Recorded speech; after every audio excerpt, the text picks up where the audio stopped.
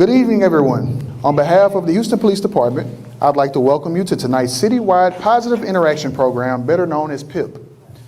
For those of you I haven't had the opportunity to meet, my name is Sergeant Lahar with the Houston Police Department's Community Engagement Unit, and it is truly my pleasure to serve as your MC this evening.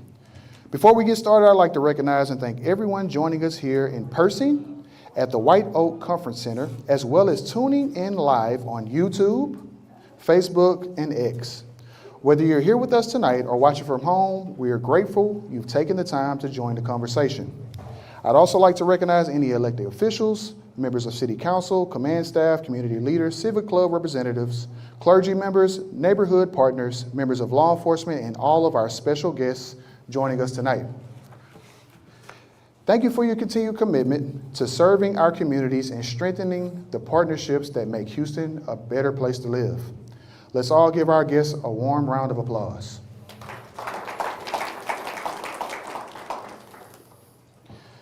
PIP is built on partnership, communication, and transparency. These meetings provide an opportunity for the Houston Police Department and the community to come together, share information, answer questions, and continue building relationships that make our neighborhood stronger and safer. Tonight, hopefully you'll hear directly from our command staff, from Chief of Police, receive an update on citywide crime trends, as well as learn about one of HPD's specialized investigative divisions and the valuable resources they provide to the citizens of Houston. Before we begin tonight's program, I'd like to invite our chaplain forward, Chaplain Johnson, for the invocation.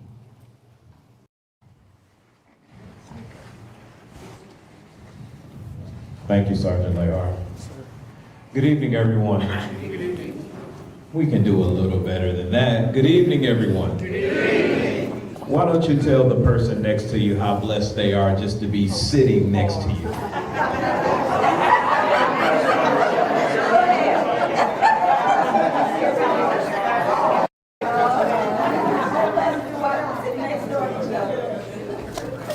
That's more like it. Would you pray with me? Our Father and our God, we thank you for this another day.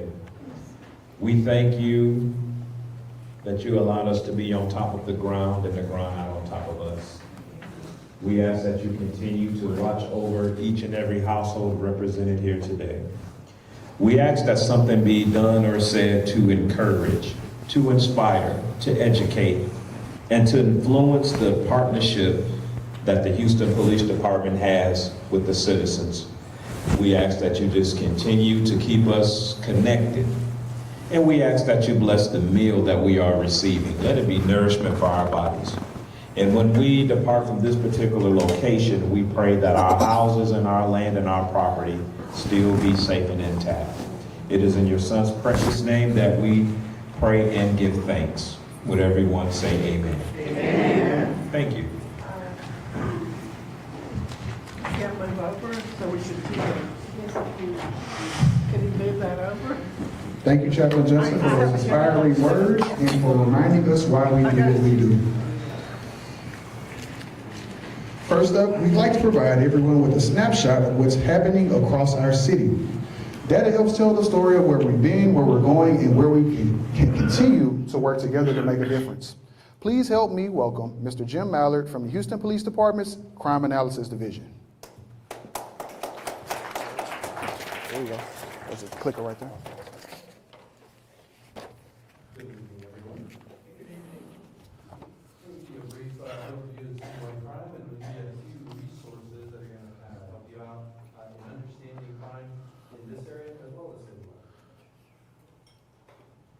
We use green for good, red for bad, and we're looking really good right now. I'm really proud of the hard work of the Houston Police Department. We are following a nationwide trend, massive declines in crime over the last 2 years, 25 and 26. We're about 18% below last year in violent crime, about 18% in nonviolent crime like burglaries or thefts, and overall about 18% down as well. So we're looking really good, and we hope to continue that trend here in Houston. A few things you might not be aware of. We have an application called Community Crime Map. It's available on our website. You can go to Community Crime Map and you can put in your address or an address you're interested in, and you can sign up to get alerts about crime that happens in those areas, a certain distance around that location, and you can pick what kinds of crimes you're interested in. You can go to communitycrimemap.com, you can click the QR code, or you can get to it from our website at houstonpd.org, houstonpolice.org, sorry. On our website, there are 2 areas that contain data and information about crime. One of them is called the Reports and Publications section, and the other one is crime data. You can click these QR codes or just visit the website to get that information. So we publish information every month about what's going on in the city, and you're welcome to go grab that information to keep abreast of what's going on. So with that, I'm going to turn it over to Sergeant Hicks. Thank you very much. Sarge.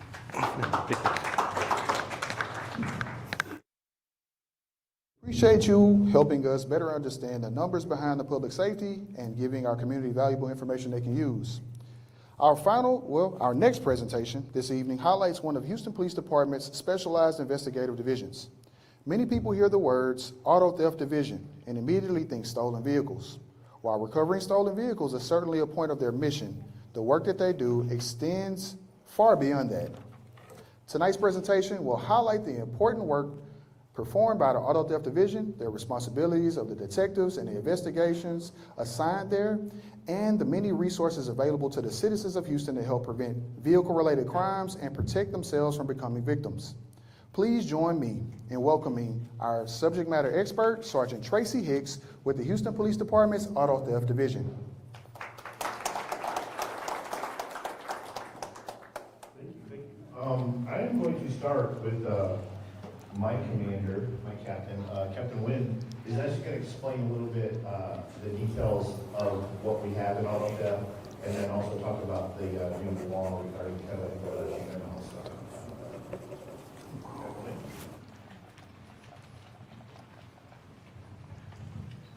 I think. Oh, No. that's for that. Hello, everyone. Thank you for being here. The reason I want to talk a little bit about auto theft because we compose of 5 different units: reactive, the proactive, which is the Houston Auto Crime Task Force, which is Sergeant Hicks belong to, and he do a great job of doing crime prevention. And we also have auto dealer and train stars. So those units are comprised of auto theft. And the recent stats show that the auto theft has been going down, but one stat that really concerned me is the catalytic converter theft. As you know, a few years ago, we have a big problem, but it's just really, it's ugly head again. In May, we have a 250% rise in the catalytic converter theft. And there are 2 reasons why it go up is the price of precious metal, which composed of the platinum, palladium, and rhodium. And last I checked this morning, those are about those metal, the rhodium, about $8,500 an ounce. So it hover between $8,500 and $10,000. So criminal is very good at risk assessment. If it's worth that high to do it, they will do it. And another reason is that because of our SB 224 law, a lot of these theft is so strict that they don't do it in Texas or Houston anymore. They transport this stuff to a neighboring state, and we even have some case in Florida where they transport and sell these items. So being part of the SB 224 committee, which is a state committee, I, along with several our task force members, we will meet in the forward next week, and we will talk about ways to combat and help the state to make sure that their state is strict as we are, so that we don't have these problems that continue. And Sergeant Hicks, he's an expert in these crime prevention. He will talk about it on how to prevent this from happening.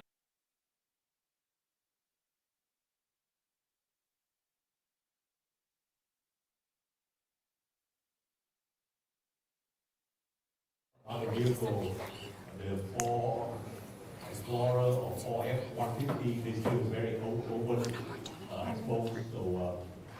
Sergeant Hicks will give you more detail on how to prepare you for next week. Thank you. Sergeant Hicks, please continue. Thank you. I've been Captain Wynn since 1992, and we've been ever since. He actually came to auto theft as a lieutenant, left, got promoted, and we stole him away from the division. We're really glad to have him. He's very, very supportive of the community outreach, you know, kind of what I do and talking to the community. I just want to get started saying everybody, I have a lot of familiar faces. People have driven, they told me, I drove all the way from the other side of town just to see you. That warms me up. Yes, this is me, and most of you have never seen me in a police uniform. So if you want to take pictures, I want to call out the 6 people in this room that called me over the last 2 weeks to remind me. The chief said, make sure you wear your uniform, one of the badge on the outside, not the sewn on one. So those people are in this room. Yes, I got, even today, hey, you brought a uniform to work today, didn't you? Yes, I'm going to wear a uniform tonight. So here I am in uniform, so take the pictures. A lot of you have already heard me speak, and I have a PowerPoint to kind of share with you. I've got some, some tips and stuff. We're going to go over these again, but I want to start tonight differently. So for the ones that have seen me speak, this should be very easy for you. This is a quiz. We're going to start our auto theft presentation with a quiz that I actually came up with the questions today. First question, what is the most effective way to use a steering wheel lock? You know the club goes to steering wheel? A, keep it safely secured on a shelf in your garage. B, leave it in the trunk so it's available if you need it. C, toss it in the backseat floorboard where everyone can admire your preparedness. Or D, securely attached to the steering wheel every time you park. All right. Some of you have been here before.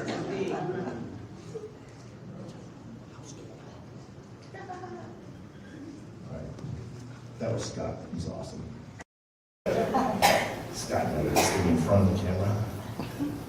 Number 2, if you absolutely must leave a firearm in your vehicle for a short period of time, where should it be? A, under the driver's seat. B, in the pocket behind the seat. C, in the glove compartment. Or D, preferably secured at home, but if it must stay in the vehicle temporarily, locked inside a permanently mounted vehicle locked box. D. There you go. You guys did pay attention. Number 3, how long is it okay to leave your vehicle running while you run inside the store? A, up to 10 minutes. B, it's fine as long as you know the clerk inside the store. C, under 5 minutes because thieves are on a schedule too. Or D, never. If you're not in the driver's seat, the engine should be off and the door should be locked. There you go. All right, we got 2 more. Number 4, when is it okay to leave valuables visible inside your vehicle? A, if they're worth less than $200. B, if they only have sentimental value to you. C, if you throw a jacket over them because criminals never look under jackets. Or D, never. Take your valuables with you and lock them away out of sight before you arrive.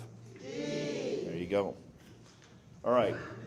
Number 5, when is the best time to invest in anti-theft devices like steering wheel locks, alarms, trackers, or OBD port locks? A, the day after your vehicle is stolen. B, within a month after your vehicle's been stolen. C, right after your insurance deductible reminds you of why you should have bought one sooner.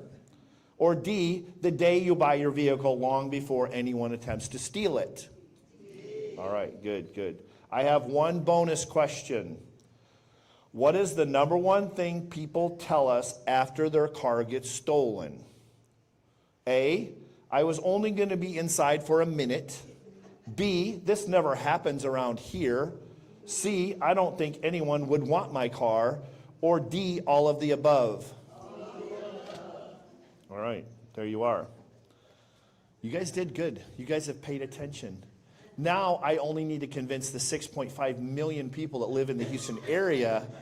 You know, honestly, this is it's the number one crime. There's more of these than anything. When I teach the cadets, I tell them, I say, hey, look, when you get out on the street, you're going to do more auto theft related reports than anything. Car break-ins, cars thefts, recovering stolen cars, anything to do, the juggings, the people being followed. And it's literally probably the most preventable crime. It's the number one crime, but it's also we can't prevent a lot of crimes, but auto thefts, we can prevent them. So I'm gonna give you a few tips here. I'm gonna go through my PowerPoint. This is me. I'm gonna have, this will be at the end too. If you want me to come out and talk to your group, a lot of you in here, I have spoke to your homeowners association, your civic clubs, anything like that. If you want me to come out, my email address, my cell phone number, you can text me, give me a date and time, and I'll come out completely free, give you all this information. If anybody, I can read that. This is not my dog. Been barking for 20 minutes, keep telling you to shut up. And you keep ignoring me. Anyway, your car's gone. Poor little guy. Why is auto theft such a big business and why is it growing?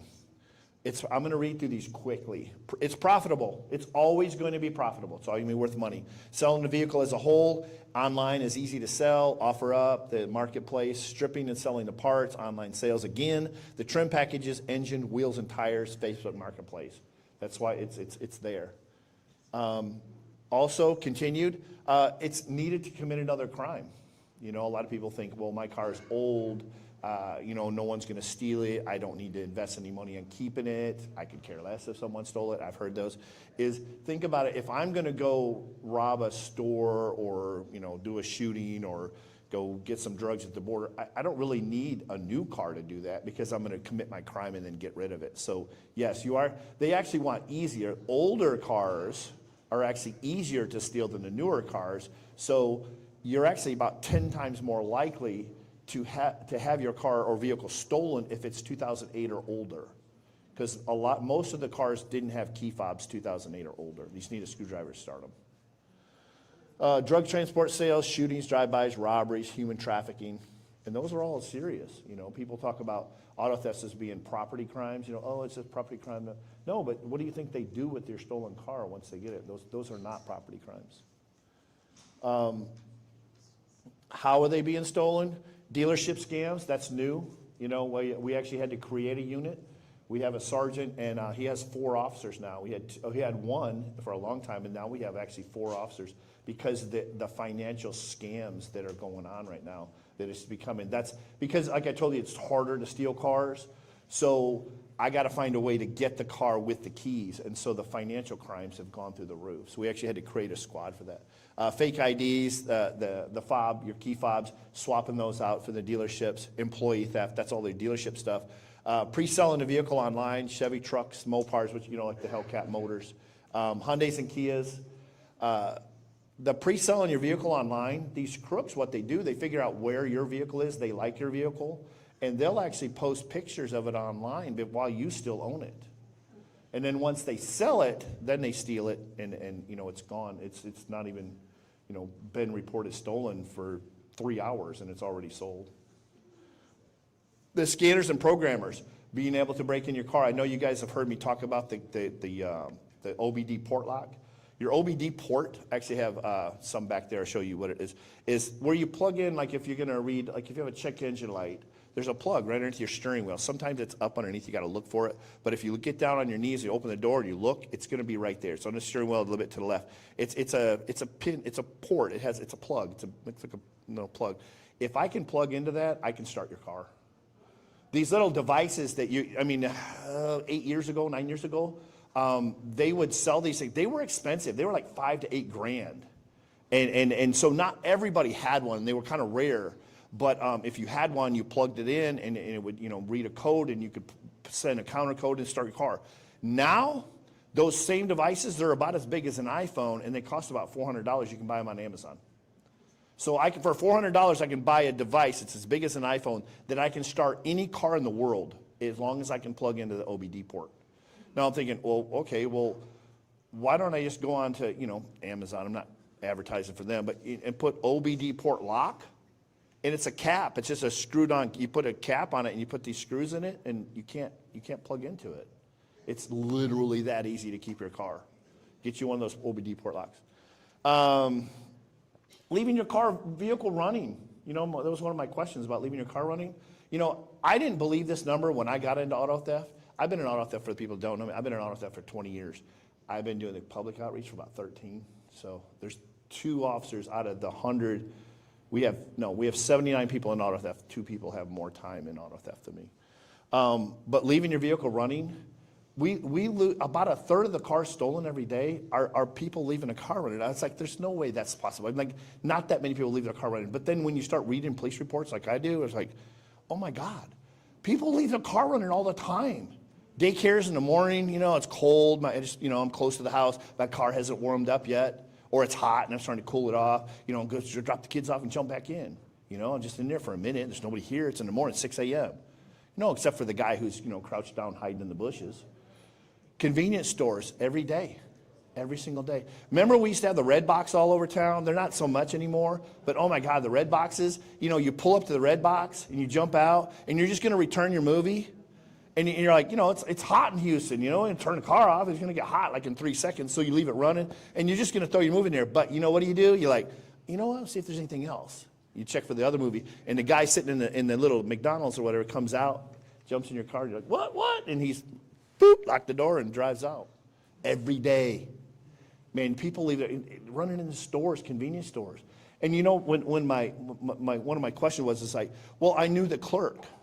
I go there all the time. This is where I go. I get my coffee. I get my Monster Energy drink in the morning. I get gas there twice a week. I mean, it's in front of my neighborhood. I live in a nice neighborhood. That's what they're expecting. That's what they want. You let your guard down, leave that car running.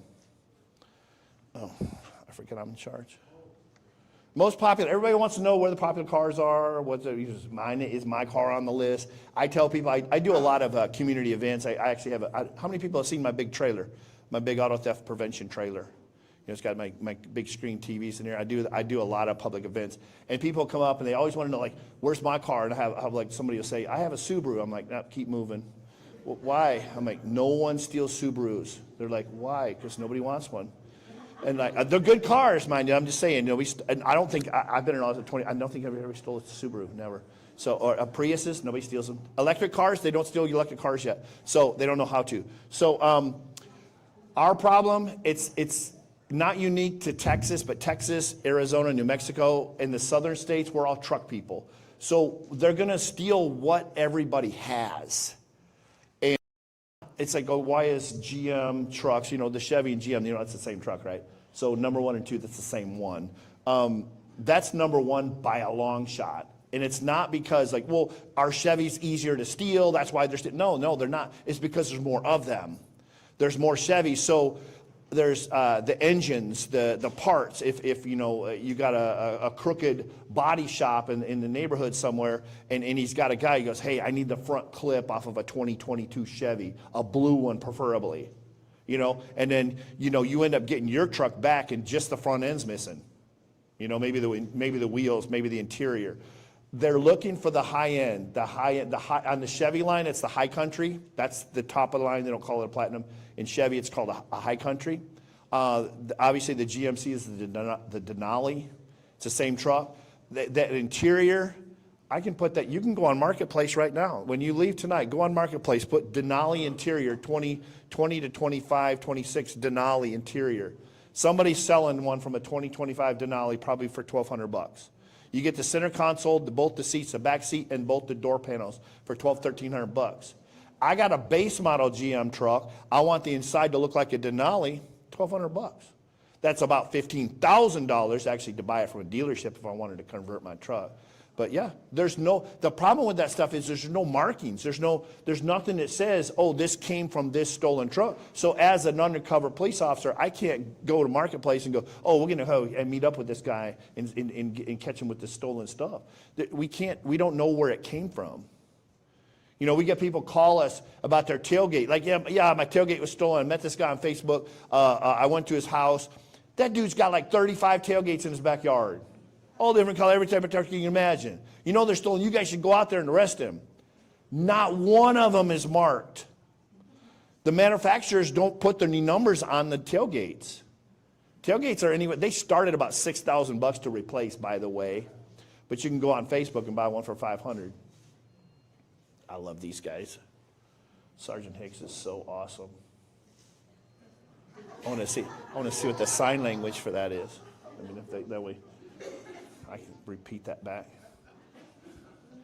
So here's your list. If your vehicle's on this list, like I said, they will steal anything. But here is it's kind of a semi-current. Usually, sometimes those flip around, but that's kind of what we're looking at. The big trucks. We're Texans. Everybody here loves trucks. So if you've got who are my truck drivers? Who's ever got a truck? Any type of truck? Large SUVs. Okay, those are the deal. The Ford Eco vans. Those are the maintenance guys. Those are the guys, the real super hard workers out there. You know, your HVAC guy, your electricians, your carpenters. Those guys, we find all of those. What they want is the tools. You know, they're driving a 10, 15-year-old white van, and we find them all the time. And hey, we found your van over here. Like, please, God, tell me my tools are in there. It's cleaned out every single time.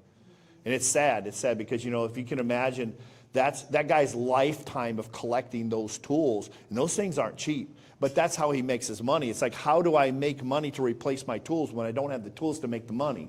You know, so that's tough on those guys. Understanding how car thieves operate and types of auto thieves. The professional guys, those are the guys kind of our proactive guys follow. You know, the guys that do the VIN swap, change it out for a fake one, and sell it, the fake titles, and they program the keys. I'm going to tell you a quick story about 3 weeks ago. I got a phone call from a sheriff from a county that's just outside of Lubbock. So it's about a 9-hour drive from where he's at. He says, hey, Sergeant Hicks, I got your number from somebody else who's in the Auto Crimes Task Force. My brother-in-law is an idiot. I want to start off by saying that. I'm like, okay. I'm like, and he goes, but he's married to my sister. They just got into Houston. They flew to Houston, him, his wife, my sister, and their son, who's 11. It's his spring. Matter of fact, it's right around. It had to have been end of March, so it was a couple months ago. And he says they came in to buy a Denali, a 2022 3/4 ton diesel Denali, white, and he thinks it's stolen. So what makes you think he thinks it's stolen? And he goes, well, the key fob isn't right, and it was just something really weird at the end happened, but he has the truck. I said, okay, where's he at? He said, well, Hobby. He flew into Hobby Airport. I said, well, the closest station is McCowell Road, 8300 McCowell. Y'all know where that's Southeast Station. I said, tell him to go there, and I'll get my partner, and we'll drive down there. I already knew it was stolen. I already knew it. I knew it it didn't make sense. So I meet this guy there, and he's in this, 2020, it's spotless. It was a beautiful truck. And I said, well, what happened? He goes, well, I got online. I found this truck in Houston, and I decided, me and my wife and my son, we were going to fly over here, buy this truck, and then we were going to do a road trip. We're going to stop at, the Alamo and stop and do a kind of a road trip vacation on the way back, 9-hour drive, stop a couple nights or whatever. And I said, well, I'm curious. And I had looked it up on the way. I said, how much did you pay for this truck? And he says, $39,000. I said, whoa. I said, I don't want to be that guy, and I don't want to be a jerk, but you know how much this truck's worth, right? You know the Blue Book value on this truck? He goes, yeah, kind of. I said, it's $62,000. This truck's worth $62,000 right now. It's a 2022 3/4 ton Denali, $62,000. That's a Blue Book. Why did you think he was selling it for $39,000? He goes, well, he wanted 40. I talked him down 1,000. I said, so you flew across the state with 40,000 bucks in your pocket? I said, yeah, obviously, I think you have to check it at the airport. I don't know. He goes, well, actually, I had 42 because I needed some money to get home too. So he flew across the country or across the state with 42,000 bucks. He gave this guy. He met him at the airport. He gave him $39,000. I said, at what point did you think something was weird? He goes, well, I said, I just gave you $39,000. Let me give you a ride somewhere. You're not here. There's nobody here to pick you up. He goes, no, I'll be fine. I'm going to walk across the street. So the guy's got, he's trying to look out for him. Like, I just gave this guy got $39,000 cash.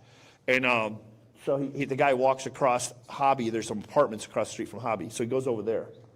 And so the guy had given him the keys, and he starts to drive down Airport Boulevard towards the freeway. And something weird, so he takes the key out, And the key fob doesn't say GMC on it. It's brand spanking new. And you know, I don't know if I have one on my, or not. You know, I don't have my keys on. You know that little hidden key inside your key fob? He pulls it out. It was completely smooth. It was brand new, not cut at all. That's when that little tiny, his stomach went, just a little right there. He's like, oh no. You know, I know my brother-in-law is a sheriff, and he told me I'm an idiot, and this is probably too good to be true, but I did not. $9,000, and we'll never catch the guy. I mean, we don't know who he is. He met the guy, we didn't. We don't know who he is, and it was a fake ID. So I mean, like that's the the key fob program. He had a key to it. Stolen. It had been stolen about 3 days. Street level thieves, vehicle running, carjackings. What can we do to make you and your vehicles less desirable target? That has to do with the type, model, and upgrades. Everyone asks me, what do I need to do? I say, okay, well, I need to know what you have. You know, I got a 15-year-old Honda Civic. Well, you don't need a $1,500 kill switch. You got a $100,000 Denali, you need a $1,500 kill switch. You know what I mean? So it depends on what you have. And everybody can't afford everything. And even if you had everything, a flatbed wrecker can still steal your car, can't it? Am I talking too fast? Am I? He goes, no. Anti-theft devices. Alarms, GPSs, remote sensors, tilt, glass break. Now I'm going too slow. No, these are the alarms. You don't have. There's no such thing as a factory alarm. Don't do it. Is going to. I'm not advertising for any company. Those places along the freeway that sell alarms, and car stereos. Those guys. Just go into any of them. Do your own shopping. And like I said, you might be a $400 alarm person. You might be a $2,000 alarm person, depending on what you have. You don't need a $2,000 alarm in a 20-year-old car.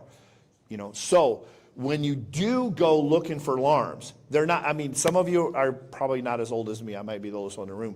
But back in the 80s, our alarms just made noise. You could literally start the car and drive it away, and all it did was chirp, chirp, chirp, chirp as you drove away. That's all alarms did. So some of us think, well, what's an alarm? They didn't work. Nobody pays attention to them. Nobody cares about them anymore. No. Go shopping. I personally went into one of these places on the freeway, and I said, hey, what is new? You tell me. I need to learn. And what's the price range? What options do I get at certain price points? GPS trackers, they have them in the alarms. You don't have to buy an additional GPS. You can live track on your phone. Like you can say, oh, my car's here. It's going this fast. This is exactly where it is. Hey, police, my car was stolen. Here's where it is right now.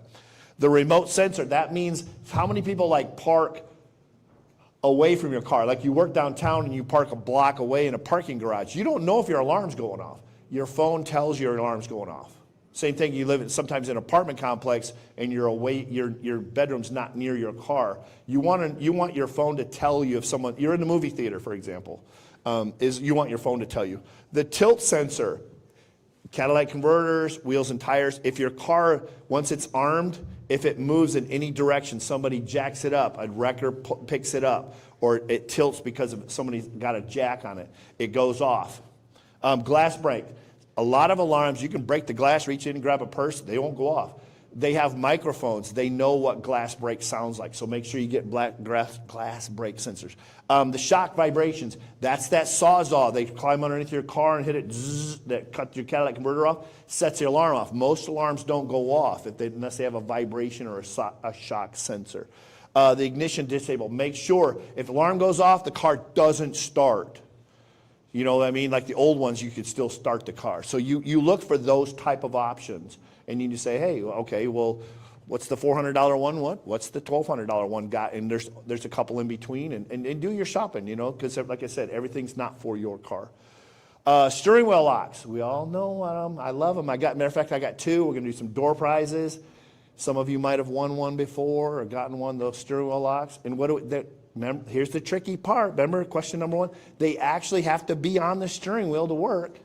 They do not work. I swear to God, recovering stolen cars, You know, I find a stolen car because of the plate readers, and if we find one, I call them up, hey, I'm over here. I'm going to give you 45 minutes to show up and get your car. Otherwise, I got to tow it. So I'll wait. They show up, open it. Hey, come here, I got to show you something. Open the passenger door and go, there's a club right there in the floorboard of the passenger door. They're like, oh, yeah, I guess I should have used it. Yeah, we wouldn't be here. It doesn't work in the floorboard. That's the weird thing about them. I'm just telling you. They don't work in the floorboard. They don't work in the trunk. They have to be on the steering wheel. They work. People are like, oh, I just heard I swear to God, people, I do these community events. Every single time I pull my trailer out, somebody walks up and goes, because I have them, you know, like on the table back there. Oh, I heard they just cut those off. One guy told me, I could saw through that in 2 minutes. Let's do it. I want to see you do it. I want to see you do it. Oh, they cut them like hot butter. I saw on the internet they squirt some stuff in there and freeze the lock and it breaks. No, they don't. No, they don't. No, because it's so much easier to steal a car that doesn't have one on it. That's how they work. It's a pain in the butt. Yes, they can be defeated. Everything can be defeated. But Chevy trucks, I'm not supposed to say Walmart, but a big box store, just like Walmart. And there's a Chevy, you know, there's a black Chevy truck right there, and you look, and there's a big yellow stick or a red stick over the steering wheel. It's like, oh man. Oh wait, there's one right there, isn't there? Which one is he going to steal? The whole idea is we can't get rid of auto theft. We can't make it go away. It's never going to go away, I'm telling you right now. But we can make it happen to someone else. And that's sad. It's like, that's a terrible thing to say, Sergeant Hicks. What about that guy? Well, he didn't come listen to me and do what I told him to do. So shame on him. No, we can, you know, I want you to take care of you. I want you to take care of your loved ones, your family and friends, your neighbor. You know, maybe you don't have a Denali. Maybe your neighbor does. Tomorrow when you see your neighbor, hey, guess what I heard? You have the #1 stolen truck in the city. You know, do you have an alarm? Do you have a club? Maybe you should go to auto parts store and for $45, $50, you get a freaking stick to put on there. You know, why not? You know, for $50 to keep your 100. Has anybody priced a Denali recently? I was at the car show. I worked the new car show in February. You know, the one in NRG. I have my big booth out there. So come see me next year. I'll be there. $94,000 for a brand new Denali. And you know, you don't want to spend $50 to put a stick on the steering wheel? Come on. Kill switches, trackers. Oh, look at the last one. What's that say? I'm guilty. My garage is full of junk. I have 2 teenagers. I have bicycles and e-scooters and canoes, and I have junk stacked. I'm not even joking. There's a path. I can get through my garage like this to get to the door inside, and that's it. But I keep, a $60,000 vehicle, 2 of them in the driveway. You know, that doesn't make sense. Use your garage if you can. For how many people use your garage? That's awesome. That is really good. That's good. I don't know if I have a picture of it, but I was going to show you a trick. Because there's a lot of tricks. Because I've been in the business for a long time. Some of you might do this, and you might not admit you do it. I have my personal truck. I have a 1-ton Dodge truck, Ram truck, and it's in the top 10 stolen. I use my wife's car to block it in the driveway. So I don't think she knows that, but she's actually protecting my truck. Somebody would have to steal her Highlander, an old Highlander, which nobody wants, to actually get to my truck. So it doesn't have to be your spouse's car, but the car. If you have one of the vehicles that you know is stolen, use your other car to block it in. You know, block your own car in. Does that make sense? Do not, guys, if you have a nice truck, don't use your wife's car to block it in. Well, maybe. The car break-ins, which auto theft handles a burglary motor vehicle. A lot of people think that's burglary and theft. No, auto theft handles if it's stolen out of a car. It's us. Not leave it. This is so easy. You know, we have like close to 100 reports a day of cars being broken into, people stealing stuff out of cars. How many people know somebody, or maybe you had your car broken into, but you did not make a police report because you didn't want to wait 6 hours? Nothing against the patrol guys. I'm saying my car was broken into and somebody stole my sunglasses. That's not, I mean, we're helping people at robberies or people are hurt, whatever. But like sometimes that call gets dropped down there, so you might have to wait a while to get somebody to do a report because someone stole my sunglasses. How many people know somebody who did not do a police report if their car was broken into? I mean, we know a lot of them. So that number, as you know, we're coming up close to 100 sometimes, you know, of how many car break-ins there are. But I mean, think about how many there are that didn't get reported. You know, what number are we at? And it's so preventable. That number could literally be 0. If I look in your car and I don't see anything, not even a phone charger, nothing. There's nothing in your car.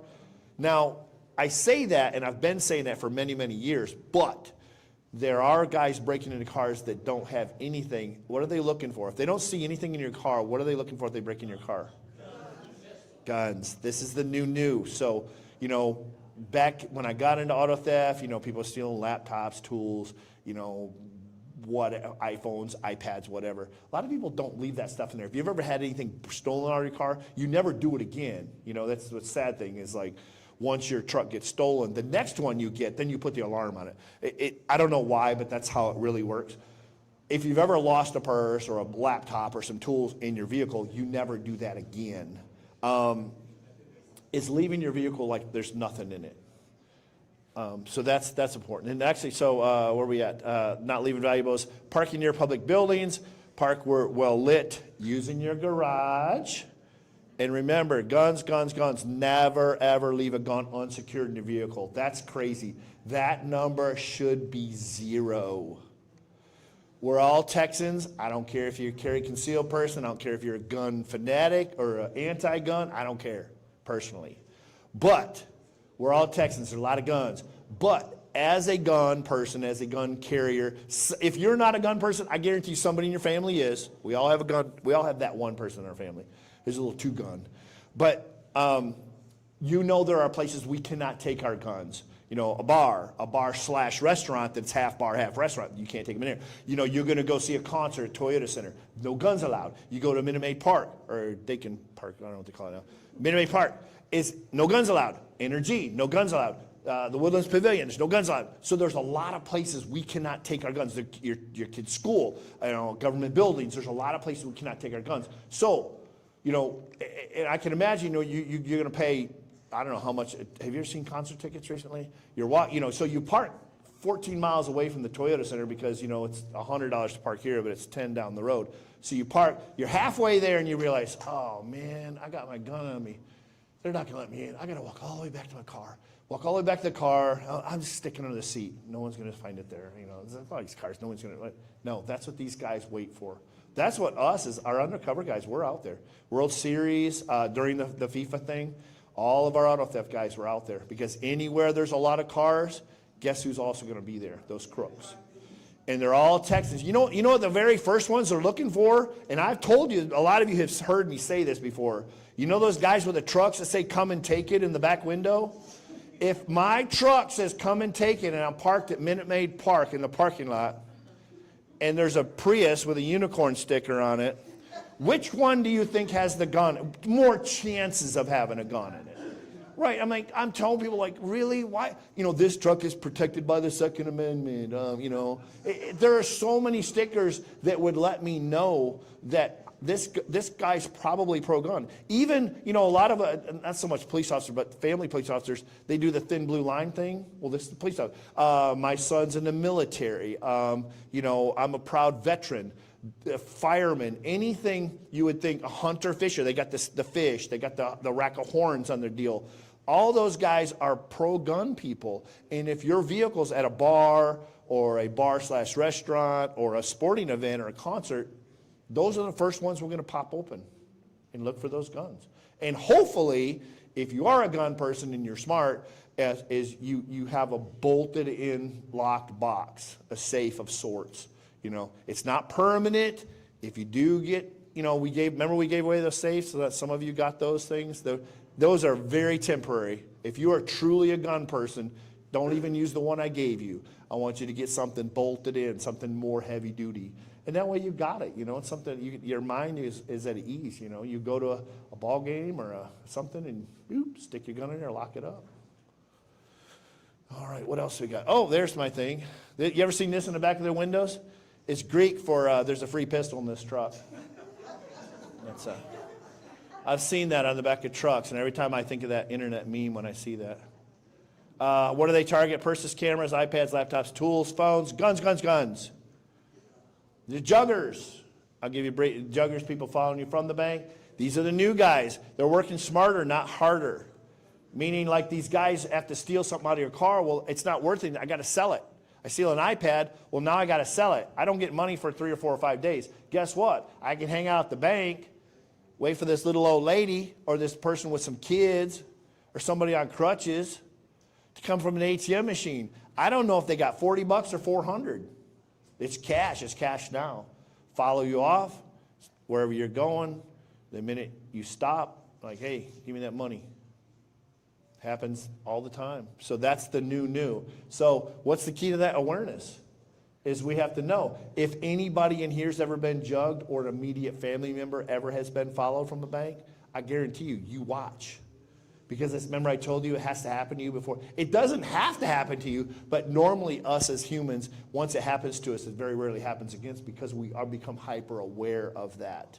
So when you do leave a bank, see who's when you're in the bank and you're filling out, withdrawal slips. See if anybody's watching your business, When you're at the teller, don't keep that money towards the teller so the guy next to you can't see how much cash is coming across. I tell my wife, there's no reason to use an ATM machine anymore. But everything's cashless. If you need cash, get a couple dollars back at the gas or at the grocery store. Get your $40-50 you need in your wallet. But other than that, you don't need to use ATM machines anymore. I wouldn't. The sliders, gas stations, those are still big. You're getting gas and you're pumping gas. Doo-doo. Ladies, leaving that passenger, your purse is on the passenger seat. They're just like, oop, oop, oop. Close the door. You're still pumping gas. They drive away. You're like, you get back in your car, driving down the road, like, where's my purse? Well, I don't know. It's gone. The sliders. Lock your doors. Take your purse with you. Awareness is the best defense. The BMVs are actually split now. They're called theft from a motor vehicle. Anything you steal off of a car, we call theft from a motor vehicle. It used to be considered under the BMVs. So when that changed about 6-7 years ago, you know how statistics work, like percentages? The news jumped all over this, and I had to go on the news quite often for a few months because there was no category for theft from a motor vehicle because stealing wheels off of your car counted as a BMV, a burglary of a motor vehicle. So they created a new, so we can kind of separate it and kind of count stuff better.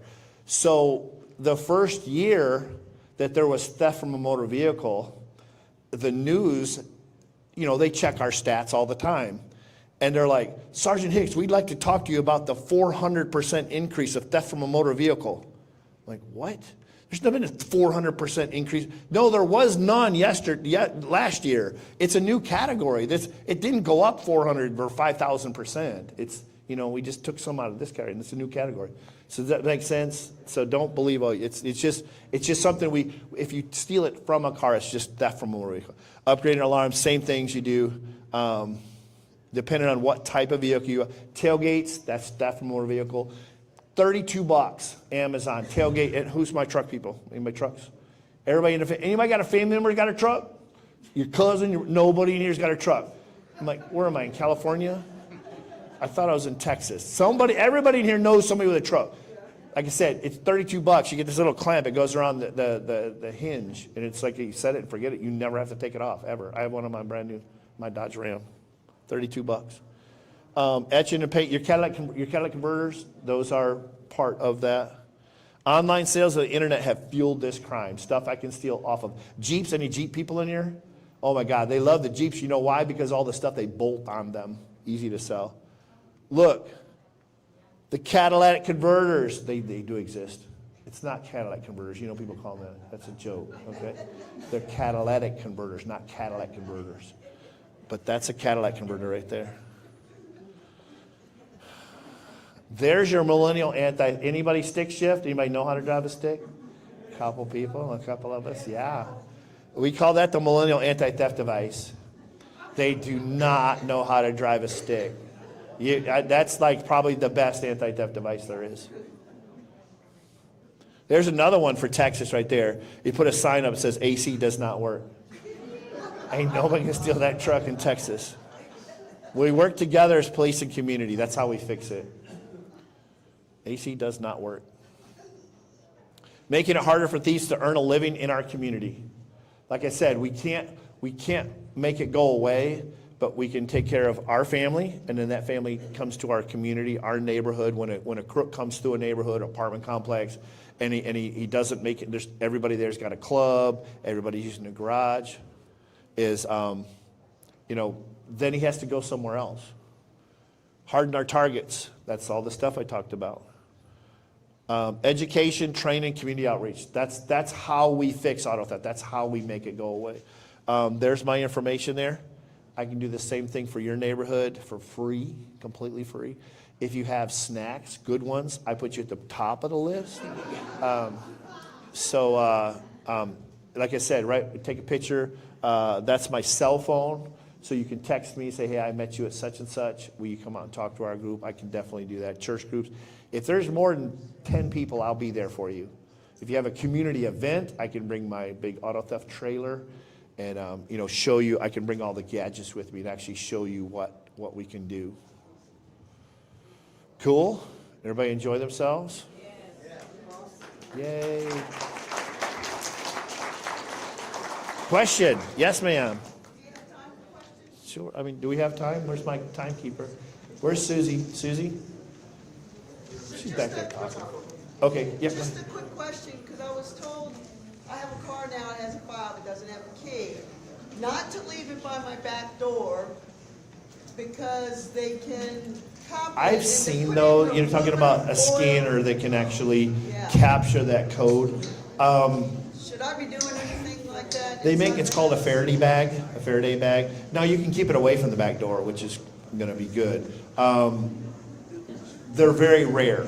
I mean, I've seen videos online. We've never caught anybody with one of those. Normally what they do when they do capture your key fob is to only unlock it. They still use the other device. That way they don't have to damage your lock. It's easier to sell your car if the lock's not damaged. So, but yes, I would keep it away from if it's right at the door, but they're not really walking down the street and just scanning every door to see who has their keys behind the door and who doesn't.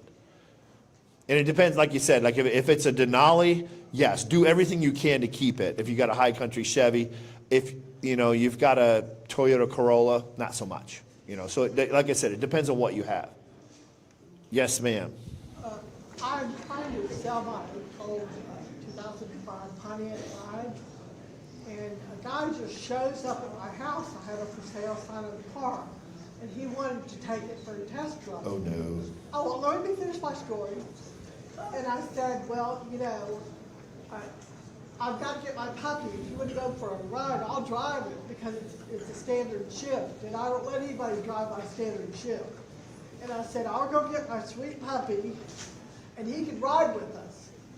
And the guy is just, okay. And I have my sweet puppy here to go with us. And I took him around the neighborhood because everybody's got cameras. And I drove around the neighborhood, and I noticed that when I drove him back, there was no car for him to drive off. I mean, he didn't show up in a car at all. Did he buy it? Huh? Did he buy it? He said, well, he has to talk to his wife, and I never heard from him. Smart man. But I don't know where the title is, so I'm stuck there. Questions? All right. Who's going to call me and have me come talk to your group?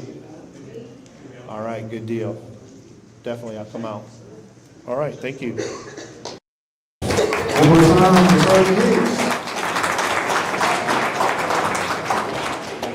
There you go. Information, I hope you all will take notes, with that, we're going to take it on the way out.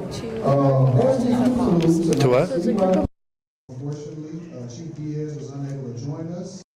We do want to thank everybody who did make the trip out and everyone who is joining us on YouTube, Facebook, and Twitter.